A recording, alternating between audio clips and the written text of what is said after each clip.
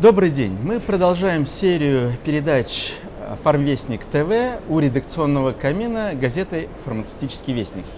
Сегодня мы в гостях вот в этой студии, импровизированной студии на стенде Министерства промышленности и торговли Российской Федерации в рамках выставки и конференции «Фарммедпром-2016». А в гостях у нас директор Департамента развития фармацевтической и медицинской промышленности Ольга Николаевна Колотилова. Добрый день. Добрый день. Ольга Николаевна, вот у нас есть определенный формат, с которого мы начинаем обычно программу, но сегодня хотелось бы более конкретный вопрос задать. Министерство промышленности и торговли уже хорошо известно нам по мерам поддержки для производителей большой медицинской техники, фармпроизводителям. А вот вопрос, касающийся производителей изделий медицинского назначения. Возникла некоторая такая ситуация, когда они считают, что Минпромторг немножко о них забыл, и одно из чаяний, которое их волнует, это доработка документации, подхода к проведению аукционов, который бы позволил избежать организации аукционов и запросов таким образом, чтобы там побеждал конкретный производитель. То есть составляются заявки таким образом, что никто, кроме одного конкретного производителя, чаще всего иностранного, победить не может. Вот в этом плане какие-то у вас есть наработки, что будет происходить в ближайшее время?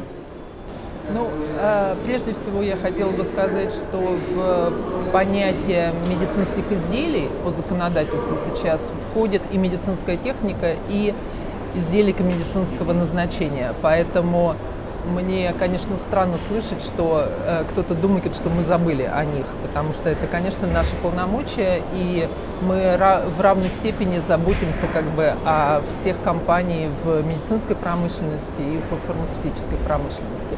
Есть постановление правительства 102, которое говорит о том, что если на госзакупки пришло 2 предложения по поставкам медицинского изделия от российской компании, то иностранец не допускается.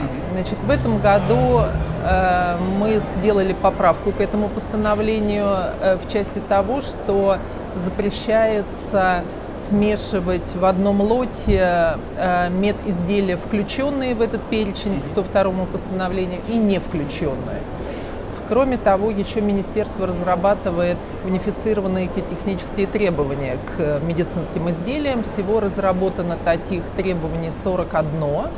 Это, в принципе, включается в ГОСТы, которые характеризуют то или другое медицинское изделия. Такие сделаны уже технические задания к мониторам, к томографам, к УЗИ-аппаратам. Значит, то, что касается невозможности смешивания в одном лоте иностранных и российских, я понимаю, о чем вы спрашиваете. Да, там на самом деле нужно делать поправку в федеральный закон, такой, как сделано в части лекарственных средств, то есть один лот, одно МНН. Но там нужно очень внимательно посмотреть на номенклатуру, потому что, чтобы любое законодательство, оно должно быть сбалансировано между системой здравоохранения и промышленностью, чтобы эта поправка не привела к тому, что система здравоохранения будет проводить несчетное количество лотов. Поэтому мы сейчас работаем совместно с торгово-промышленной палатой, с ассоциациями по медицинской промышленности для выработки таких предложений. Ольга Николаевна, давайте вернемся к фарме и к российскому инспекторату. Наверное, это уже никому не режет слух. И один из вопросов, который волновал весь год производителей, разрешат ли параллельно подавать документы на регистрацию лекарственного препарата и на инспекцию, заявление на инспекцию. Будет ли решен этот вопрос?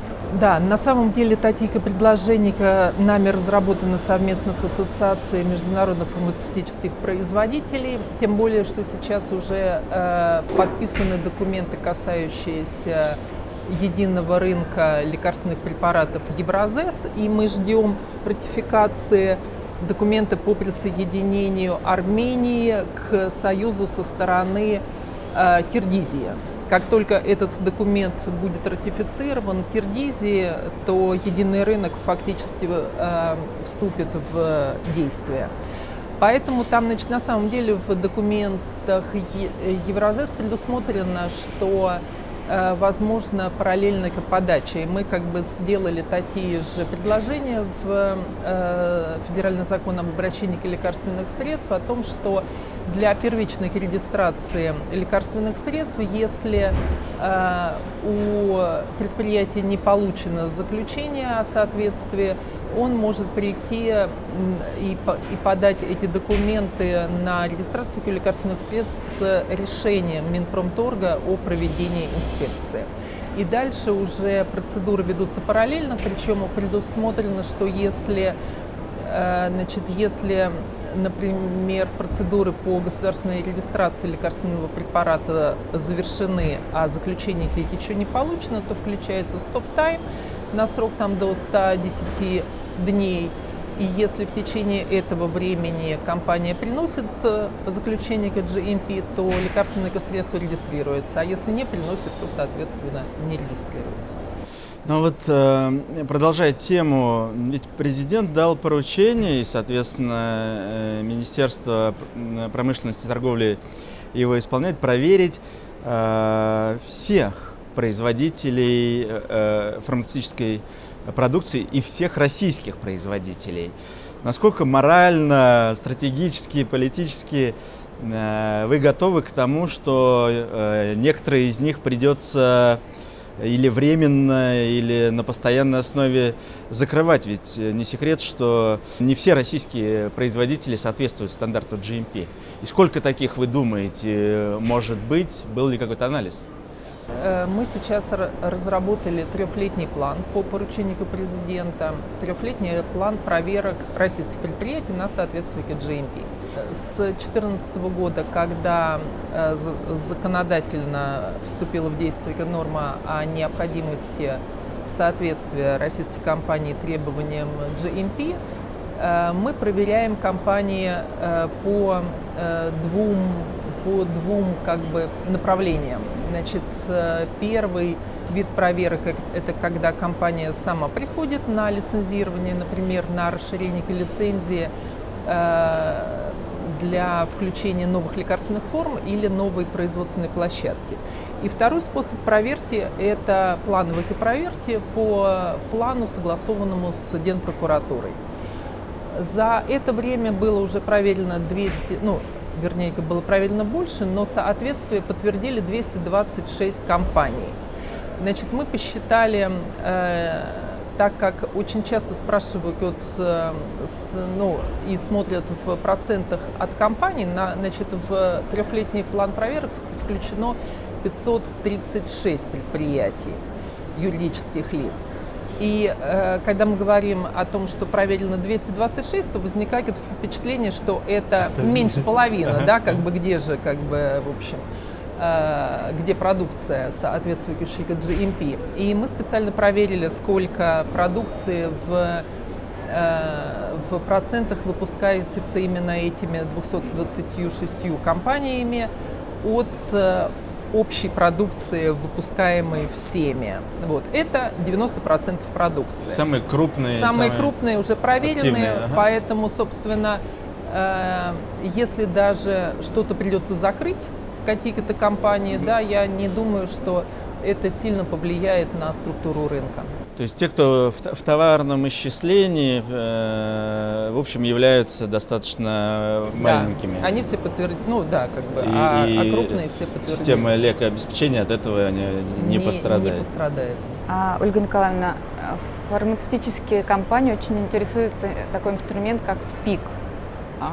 Но некоторые эксперты говорят, что все-таки это не для фармы. Они хороши там, для других видов промышленности, специнвестконтракты. Все-таки будет когда-нибудь по фарме специнвестконтракт? Механизм СПИК, он сделан, правда, для всей промышленной продукции, да, а не только для фармы. но и он подразумевает то, что компания, которая заключила СПИК, она фиксирует условия ведения коммерческой деятельности на территории Российской Федерации, потому что там фиксируются налоги, льготы какие-то, да, если в последующем в рамках действия СПИКа законодательно что-то будет изменено, то для участника СПИКа эти нормы не поменяются. Поэтому в этом плане, конечно, это хороший механизм вообще для всей промышленности в целом, но в том числе и для фармы. Другой вопрос возникает о том, что есть понятие российского товара, который для фармы очень важен, потому что он связан с госзакупками. Вот. И вот этот вот вопрос, в какой момент присваивать фармацевтической продукции, которая будет поставляться по СПИКу статус российского товара, он сейчас открыт и рассматривается на многих площадках. Также в 44-й закон была внесена поправка о том, что юрлицо, которое заключило СПИК, оно может претендовать на статус едпоставщика, что, в общем-то, для фармы тоже, так как все-таки 40% рынка – это госзакупки, да, для фармы это очень такой значимый момент. Да. Но я должна сказать, что это все-таки в законе там говорится о том, что у правительства есть право все-таки, да, о назначении едпоставщика. Сейчас в Минпром подано 5 заявок на заключение СПИКа. Я думаю, что в ближайшее время мы все-таки получим какой-то СПИК, первый СПИК по фарме. А вот касательно вообще программы «Фарма-2020», ведь там постепенно акцент переводится как бы с производства фармацевтических препаратов и изделий медицинского назначения, техники, на инновационность. И вот насколько мы знаем, уже достаточно большое количество заключено с участием Минпромторга договоров на субсидирование или какую-либо помощь производителям биологических, химических фармпрепаратов. Сейчас заключается договор или договора по поддержке производителей субстанции российской, потому что без нее считать препарат российским достаточно сложно. А вот касательно доклинических и клинических исследований, одно из направлений задекларированной помощи – это субсидия на проведение таких исследований. Вот что там? Есть ли реально заключенные договора, началась ли помощь, какие там цифры, объемы? Да. Инновационность как модель, она заложена вообще и в стратегию развития фармацевтической промышленности Российской Федерации, и в госпрограмму по развитию фармацевтической и медицинской промышленности. До 2015 года мы финансировали разработки по принципу НИОКРов, и там было профинансировано более 450 проектов, в том числе при том, что 130 проектов это были дженерики по лекарственным препаратам, то есть остальное это было доклиника, клиника и трансферы технологий. С 2015 года мы перешли на субсидии для того, чтобы привлекать больше внебюджетных средств, но правда и то надо сказать, что за годы вот с 2009 года по 2015 год в отрасль было привлечено более 120 миллиардов рублей. Причем это по деньгам еще, если пересчитать с долларов, то это будет даже больше. Да. Но мы говорим все-таки о 120 миллиардах, причем это было поровну иностранцами и российскими компаниями.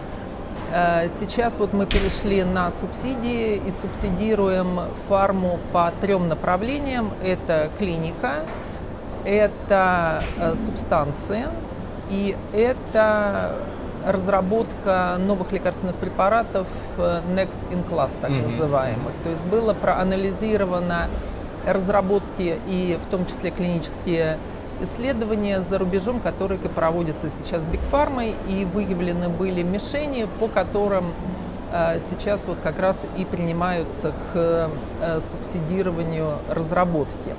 Что субсидируется в клинических исследованиях? В проектах по клиническим исследованиям субсидируется до 50% покупка препаратов сравнения, сырье и материалы для наработки опытной серии, которая идет собственно, на клинику, и платежи по страхованию жизни и здоровья граждан. Значит, в части фармсобственно, причем, значит, по этому направлению уже просубсидировано 29 проектов. По фармацевтическим субстанциям субсидируется лизинг, оборудование, субсидируется также сырье и материалы, и зарплата. Расходный персонал. Зарплата, да, расходные материалы, в общем, и так далее. Тут просубсидировано 4 проекта. Но надо сказать, что по субстанциям вот мы сейчас уже видим, что фарма пошла и в субстанции, потому что, например, такой механизм, как Фонд развития промышленности, он профинансировал в 2015 году 8 проектов по фарме, из них 4 было по субстанциям. Вот, то есть, Ну, конечно, там спрос огромный, я думаю, среди производителей готовых лекарственных форм на российскую субстанцию, особенно в условиях валютных скачков.